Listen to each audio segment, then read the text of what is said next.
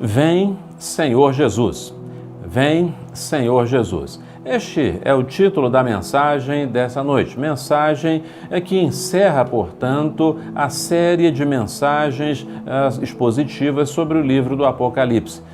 Nesses 22 capítulos, podemos então ver a promessa clara do Senhor, de que Ele está no controle, na direção de todas as coisas. Ele tem a história nas mãos. E nessa noite, com esta mensagem, concluímos esta série reafirmando o quão bom, quão agradável é poder estudar o livro do Apocalipse, conhecer a sua mensagem e assim tranquilizar o nosso coração por sabermos que o Senhor está na direção de todas as coisas. Vem, Senhor Jesus, é o tema, é o título da mensagem de hoje. E ela tem como texto base Apocalipse 22, a partir do verso 6 até o último versículo do capítulo do livro e da Bíblia também.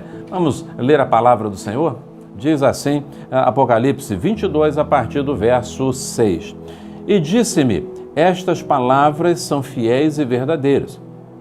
O Senhor, o Deus dos espíritos dos profetas, enviou seu anjo para mostrar a seus servos as coisas que em breve hão de acontecer. Venho em breve. Bem-aventurado aquele que guarda as palavras da profecia deste livro. Eu, João, ouvi e vi todas essas coisas. Quando as vi e ouvi, prostrei-me aos pés do anjo que as mostrava a mim para adorá-lo. Mas ele me disse, olha, não faças isso, porque eu sou conservo teu e de teus irmãos, os profetas e dos que guardam as palavras deste livro. Adora a Deus.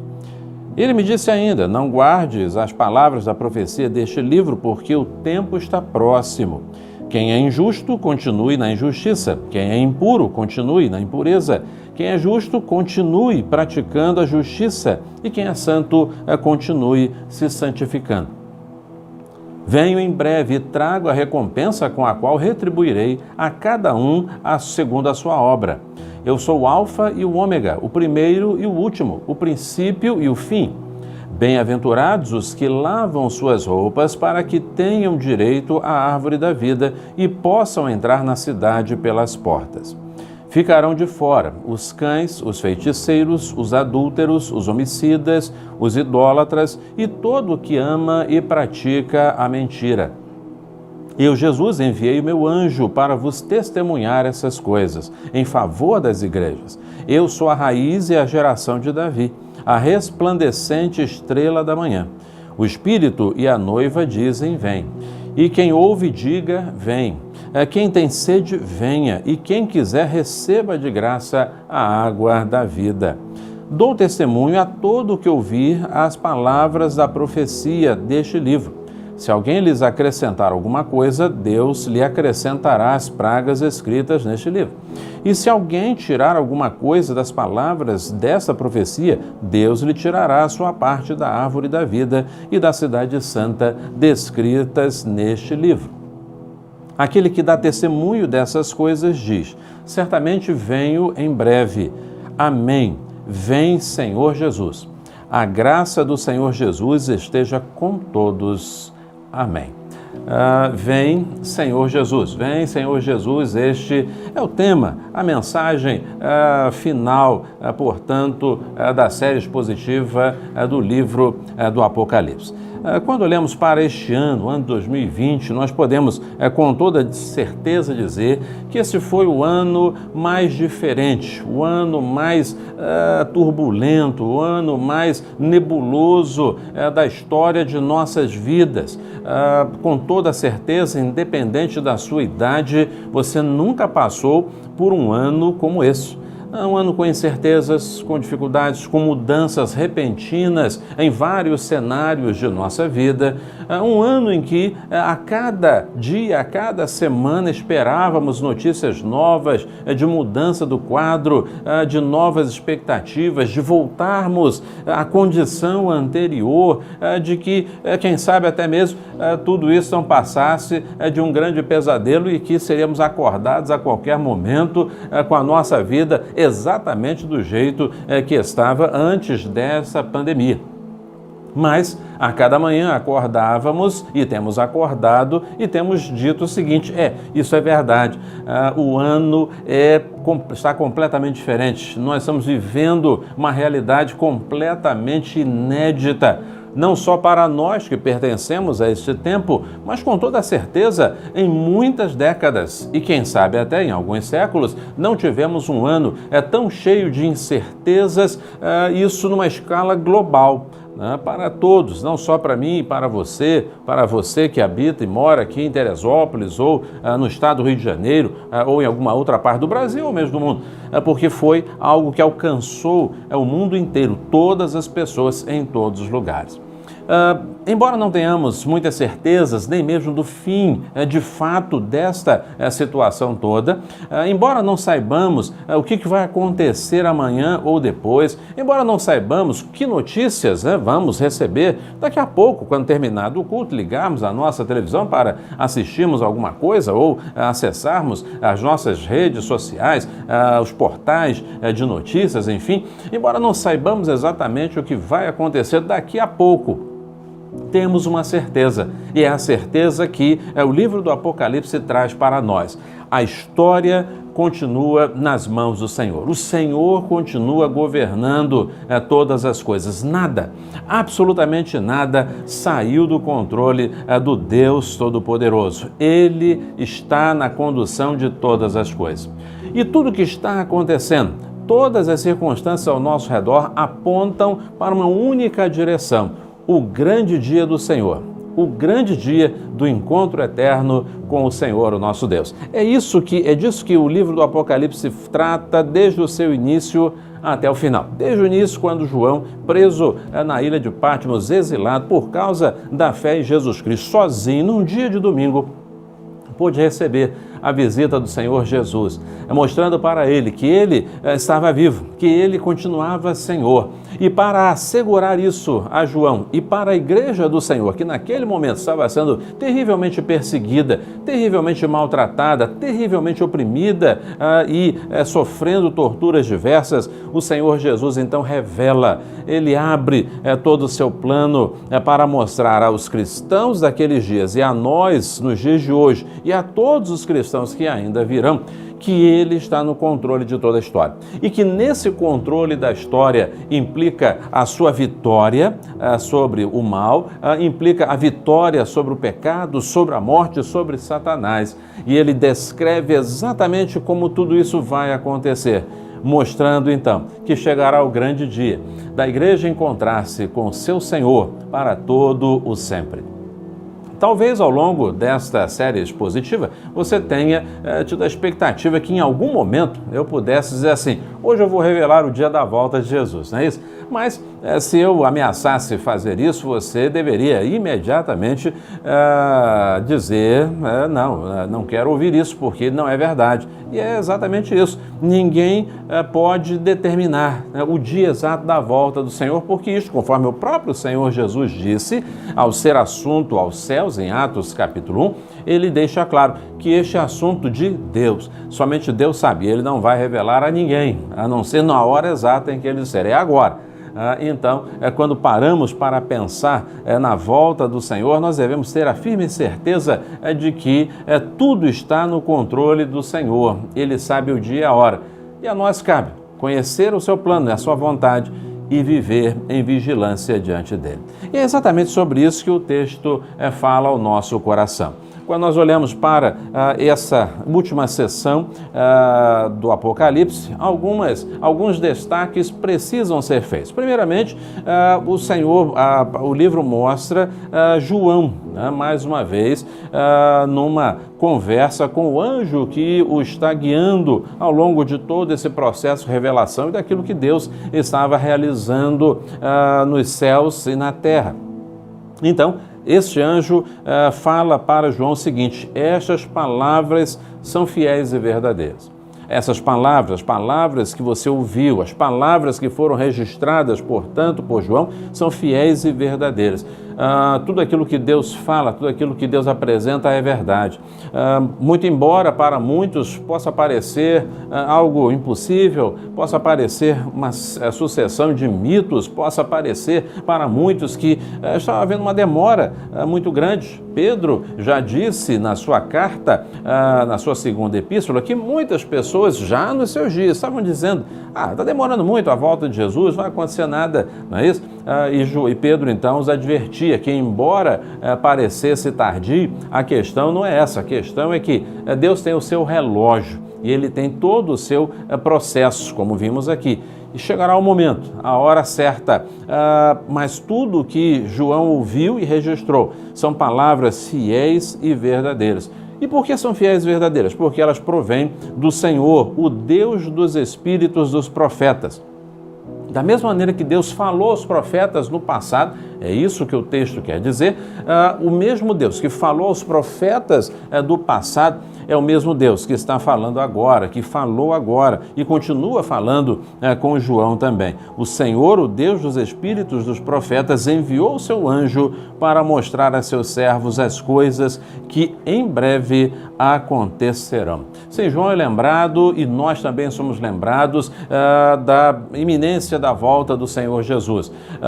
Uma iminência que não obedece ao nosso cronograma, ao nosso relógio, ao nosso calendário, mas ao calendário de Deus. Ela é rápida, ela é breve, ela virá em breve, porque cada geração, cada um de nós deve viver com esta expectativa de que o Senhor virá em breve. E no relógio de Deus, Ele sabe o momento certo e para Ele 1000 anos são como 1000 dias e vice-versa. Então, para Deus, Ele não responde ao nosso relógio, ao nosso cronograma, mas Ele responde ao cronograma e ao relógio estabelecido por Ele. Mas o Senhor vai virá em breve e esses acontecimentos também acontecerão em breve.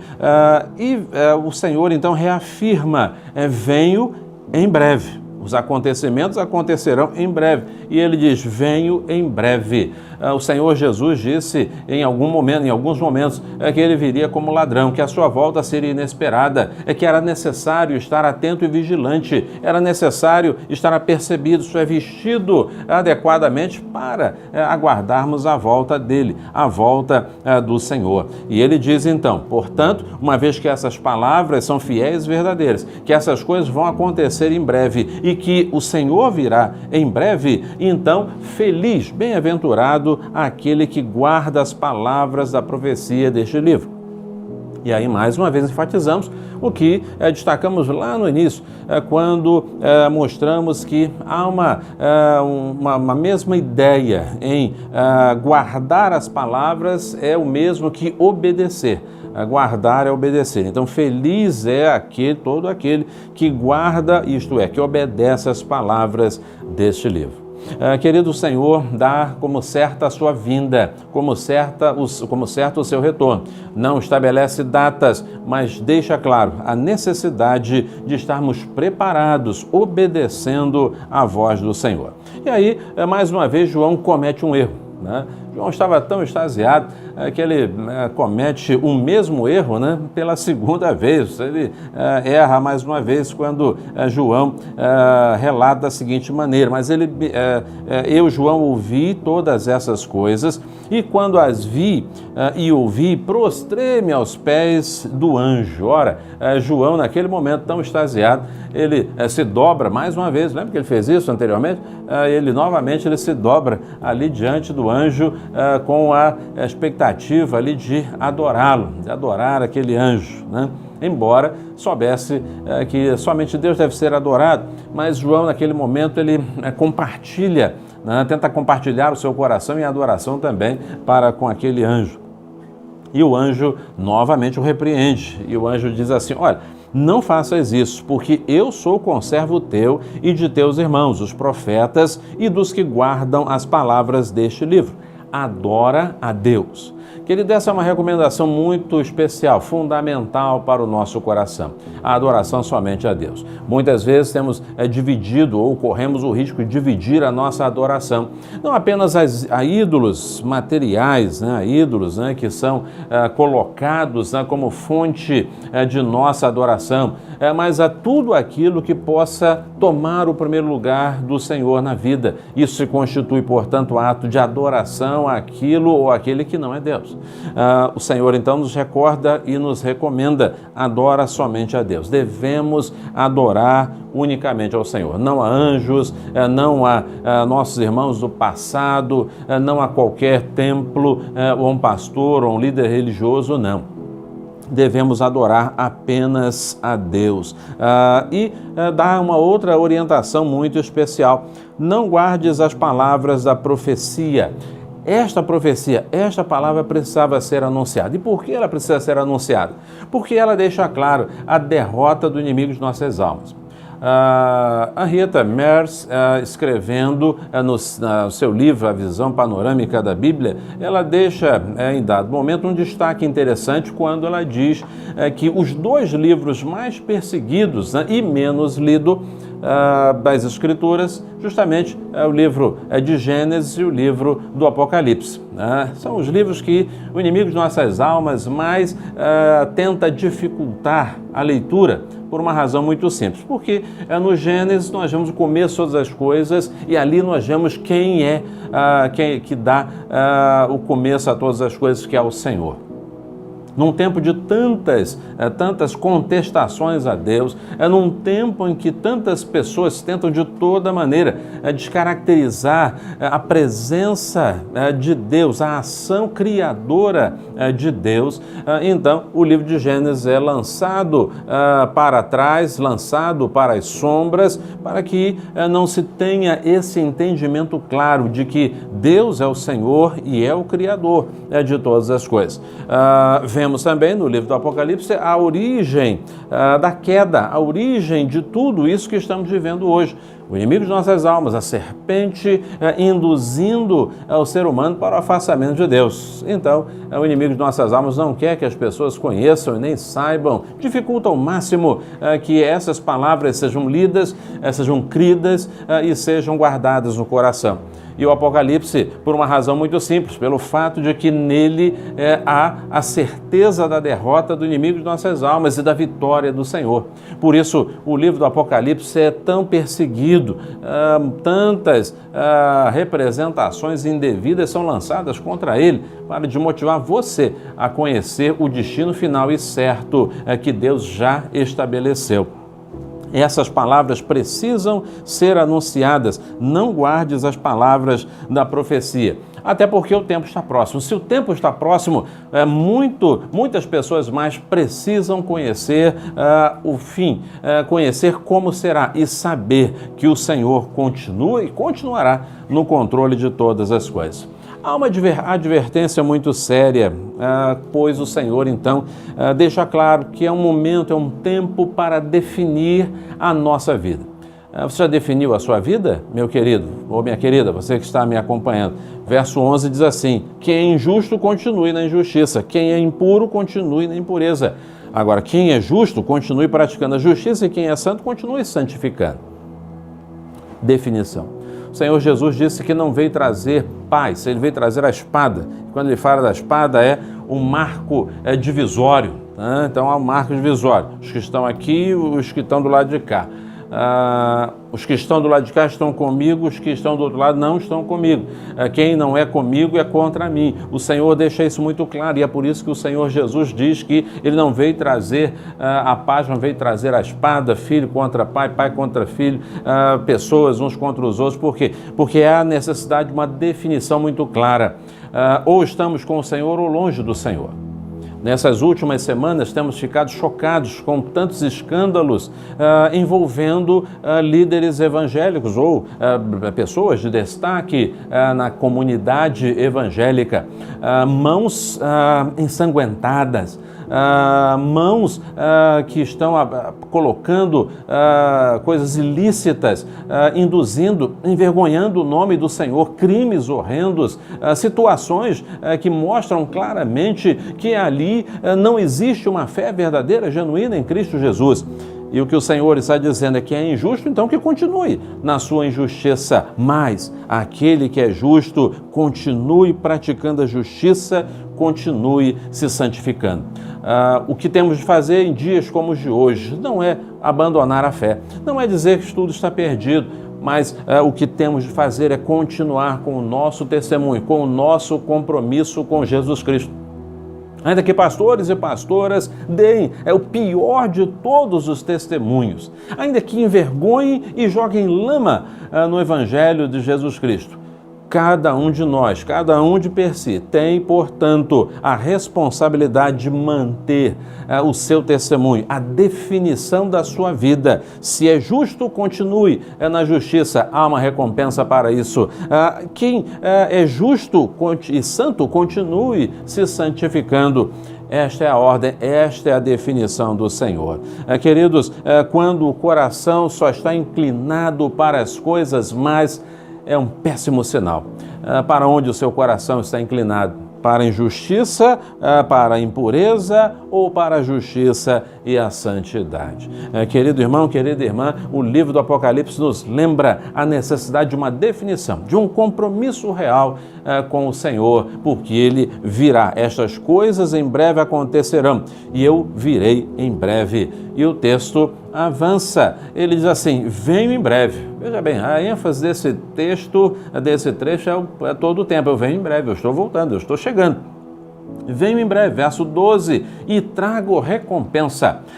O Senhor então fala que vai retribuir cada um segundo a sua obra. Então, querido, não fique preocupado com o que pastor A, o B, pastor A, você está fazendo, enfim, preocupe-se com aquilo que você está fazendo diante do Senhor. Ele vai nos recompensar segundo a nossa obra. Isso não tem a ver com salvação. A salvação é pela graça, não somos salvos pelas obras. Entretanto, como servos de Jesus, nós somos chamados para a realização de boas obras. Mas se as obras forem ruins, responderemos também por elas. O Senhor então nos chama e nos lembra, vivam de uma forma adequada, porque eu vou retribuir com toda certeza aquilo que vocês de bom, aquilo que vocês estão fazendo de bom. E o Senhor então, a partir do 13, ele lembra mais uma vez a sua identidade. Ele diz assim: eu sou o Alfa e o Ômega, o primeiro e o último. Alfa, primeira letra do alfabeto grego, e o Ômega, a sua última letra. Jesus está dizendo: eu abro e eu fecho, eu começo e eu termino, eu dei início à obra e estou concluindo esta obra. Eu tenho a história nas mãos, eu sou o Senhor soberano, eu sou o Senhor da história. Mais adiante, o Senhor então diz assim: eu sou a raiz e a geração de Davi. Jesus se coloca na condição do Messias esperado, do ungido de Deus esperado, do Salvador esperado. Eu sou a raiz e a geração de Davi, o dono do trono eterno, que foi mencionado no passado a Davi. O trono eterno do Senhor Jesus. E diz também: eu sou a resplandecente estrela da manhã. É o sinal da salvação. O Senhor está dizendo: eu sou o Messias, eu sou o sinal da salvação, eu sou o detentor da salvação. E o Senhor então volta a falar sobre a santidade. Verso 14, bem-aventurados que lavam suas roupas aonde? No sangue do Cordeiro, e para que possam então entrar na cidade pelas portas. Querido, aqui o Senhor está deixando claro dando uma clara visão de legalidade. Entrar pelas portas, não entra pulando o muro, não entra por um buraco do muro, não entra escondido no meio de bagagens, não. Aqueles que têm as suas vestes lavadas no Cordeiro e têm direito à árvore da vida, entram na cidade de Deus pelas portas. Entramos sem qualquer tipo de medo, de receio, de constrangimento. entramos porque somos filhos. Ninguém entrará pela janela, ninguém entrará pelo muro, porque o Senhor Jesus, lá em João 10, diz com muita clareza: quem não entra pela porta é ladrão. Quem tenta pular o muro, quem tenta pular a janela, quem tenta abrir um buraco para poder passar é ladrão e malfeitor, e esse não entra, não pode entrar na cidade de Deus. E ele então esclarece aqui: ficarão de fora. Quem vai ficar de fora? Os cães. No passado, nesse contexto ainda de João, para o entendimento, né, do judeu, o cão era considerado um animal desprezível. Hoje não, coitadinhos, né? Os nossos cãezinhos, os nossos pets, eles são muito bem acolhidos em casa. Mas no passado, os cães eram tidos como animais desprezíveis. Então, uma ofensa a alguém era exatamente isso, chamado de cão. Né? São as pessoas, são aqueles que são desprezíveis, não no sentido, né, de valor da vida, mas daquilo que fazem. Né? Os cães, no sentido daqueles que não têm parte nenhuma com Deus, são opositores de Deus, estarão de fora. Estarão de fora os feiticeiros, aqueles que se envolvem com demônios, aqueles que se envolvem na busca de espíritos mortos e de poderes que não pertencem ao Senhor. Estarão de fora os adúlteros, aqueles que se envolvem em todo tipo de imoralidade, os homicidas que tiram a vida das pessoas, os idólatras que colocam outros deuses de toda espécie na frente de Deus, e todo aquele que ama e pratica a mentira, porque a mentira provém do diabo. Ele é o pai da mentira. E então a palavra do Senhor prossegue no verso 16, o Senhor falando: eu, Jesus, enviei meu anjo para vos testemunhar essas coisas em favor da igreja. A igreja naquele momento estava muito abatida, triste, ferida, perseguida implacavelmente pelo Império Romano. Mas o Senhor envia essa palavra para testemunho em favor da igreja, para mostrar àquela igreja que Ele era o verdadeiro Senhor e que Ele estava atento a todas as coisas. Isso traz para nós um renovo também. É testemunho para nós de que o Senhor continua no controle de todas as coisas. E repito, embora tenhamos pastores e pastoras, líderes religiosos, lameando o Evangelho, querido e querida, o Senhor ainda testemunha essas coisas em favor das igrejas, das verdadeiras igrejas, dos verdadeiros cristãos, daqueles que verdadeiramente honram o nome do Senhor Jesus Cristo, o Senhor. E aí a cena vai caminhando para o final. O Espírito e a noiva dizem: vem. É o incentivo para que toda a igreja do Senhor Jesus anseie, peça, clame pela volta de Jesus Cristo. E quem ouve, diga: vem. Quem tem sede, venha. E quem quiser, receba de graça a água da vida. É o convite do Senhor. Pode chegar até a mim. Não há preço. Não há valores, mas é a graça do Senhor, é o presente de Deus, a graça e a vida eterna manifesta aqui nessa água da vida que o Senhor oferece gratuitamente a todo aquele que vai até a sua presença por meio de Jesus Cristo, o Salvador e Senhor. Mas o texto traz também algumas advertências. O verso 18 e 19 fazem advertência. Diz assim: dou testemunho a todo aquele que ouvir as palavras da profecia deste livro. Se alguém lhes acrescentar alguma coisa, ou se alguém tirar alguma coisa das palavras deste livro. Então, se alguém acrescentar, Deus lhe acrescentará as pragas escritas neste livro. Se alguém tirar alguma coisa deste livro, dessa profecia, Deus tirará sua parte da árvore da vida e da cidade santa descritas neste livro. Querida, a palavra do Senhor está aqui. Não há acréscimo a fazer. Não há acréscimo a lançar aqui. A palavra do Senhor encerra tudo aquilo que Deus tem a dizer ao nosso coração. Tudo aquilo que acrescentar a palavra de Deus está aqui, reside nesta advertência aqui. É a palavra de Deus que precisa ser pregada. Eu não estou aqui para fazer outra coisa a não ser apresentar a palavra de Deus ao seu coração. Não estou aqui para apresentar promessas falsas, para dizer o que a Bíblia não diz ou de omitir aquilo que a Bíblia está dizendo. mas apresentar a palavra do Senhor, sem acrescentar e sem retirar, dando o testemunho claro daquilo que a Bíblia está de fato dizendo. Tome cuidado com aqueles que dizem assim, a Bíblia diz mais, tem alguma coisa que não está certa, é a palavra do Senhor. Ela é e contém a palavra de Deus. E o texto termina, caminha para o seu encerramento, e esta mensagem também, e esta série também, caminham para o seu encerramento, na medida em que o Senhor assim diz. Aquele que dá testemunho dessas coisas diz, certamente venho em breve. Mais uma vez o Senhor está lembrando a urgência da sua volta. Certamente venho em breve, dentro do relógio de Deus. Muitos já tentaram antecipar esse relógio, nunca conseguiram, sempre ficaram envergonhados, porque nós não podemos marcar o dia da volta do Senhor. Então, Ele sabe, mas no coração de Deus Ele está vindo e em breve. E aí a nossa resposta deve ser amém, assim seja.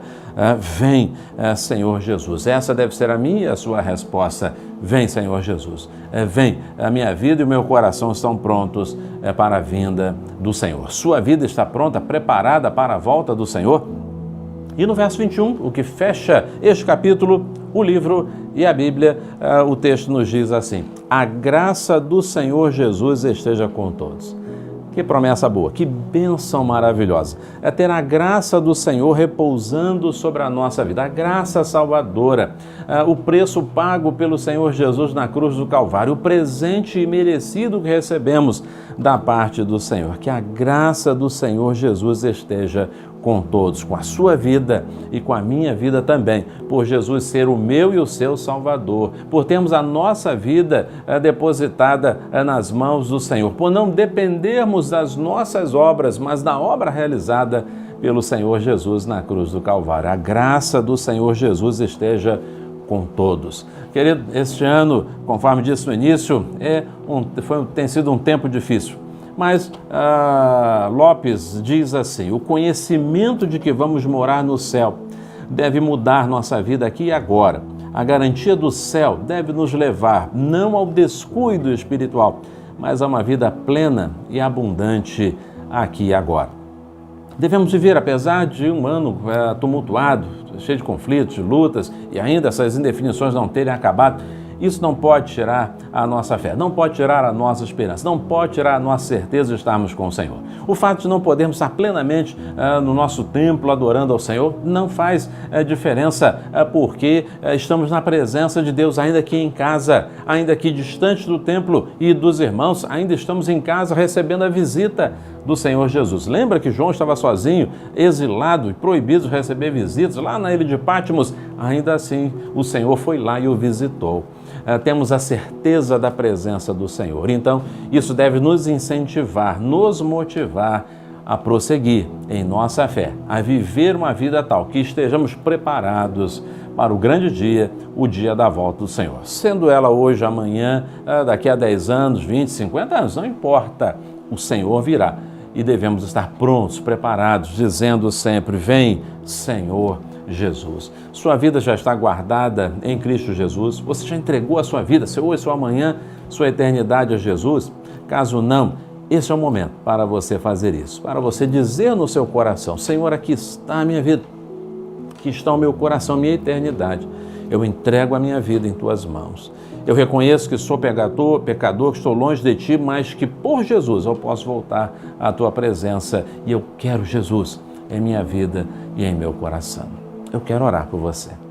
Querido e bondoso Deus, neste momento, quando encerramos este passeio, ó Deus, na Tua palavra, no Apocalipse, e percebemos, vemos, aprendemos lições tão preciosas que trazem tanta paz e alegria ao nosso coração, que o Senhor possa guardar essas verdades, ó Deus, para cada um de nós e que possamos viver e nos incentivar a cada momento nisso. Mas quero te pedir por aquele, por aquela que neste momento está entregando a sua vida nas mãos do Senhor, seu hoje, seu amanhã, sua eternidade. Que o Senhor, de uma forma especial, possa estar cuidando dessa vida, recebendo essa vida, dando, ó Deus, perdão e graça, manifestando, ó Deus, a Tua graça salvadora e, ó Deus, dando certeza e segurança para o hoje e para a eternidade. Continue falando aos nossos corações. Obrigado, Deus, por tudo aquilo que o Senhor já tem feito em nossa vida. Oramos assim, no nome santo de Jesus, o nosso Salvador e Senhor. Amém.